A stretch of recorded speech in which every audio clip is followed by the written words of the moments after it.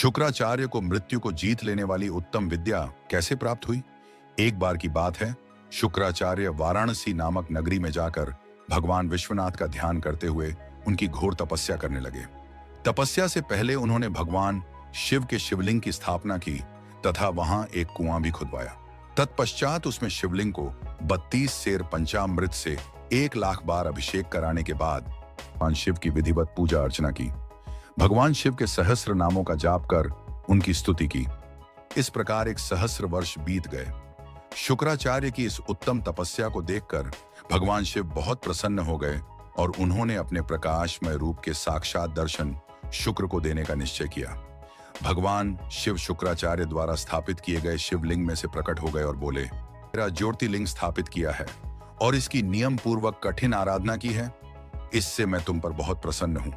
कहो क्या मांगना चाहते हो? देवाधिदेव महादेव जी के वचन सुनकर शुक्र पुनः उनकी स्तुति करने लगे। तब भगवान शिव ने देखा कि शुक्राचार्य कुछ नहीं मांग रहे हैं। भगवान शिव, जो कि सबके हृदयों की बात जानते हैं, आप निश्चय ही मेरे परम भक्त हैं। आपने इस पवित्र काशी नगरी में मेरे ज्योतिर्लिंग की स्थापना करके उत्तम मन से भक्तिमय आराधना की है। जिस प्रकार एक पुत्र अपने पिता का आदर एवं पूजन करता है, तुमने उससे भी बढ़कर कार्य किया है। अतः मैं तुम्हें यह वरदान देता हूं कि तुम अपने इसी रूप में मेरे उदर में प्रवेश करोगे तथा मेरे इंद्रिय मार्ग से निकलकर मेरे पुत्र के रूप में जन्म ग्रहण करोगे।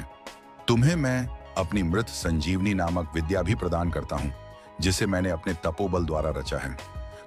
इस विद्या का प्रयोग तुम जिस मृत जीव पर भी करोगे, वह निश्चय ही जी उठेगा। तुम आसमान में चमकते हुए तारे के रूप में स्थित होगे और सभी ग्रहों में प्रधान माने जाओगे।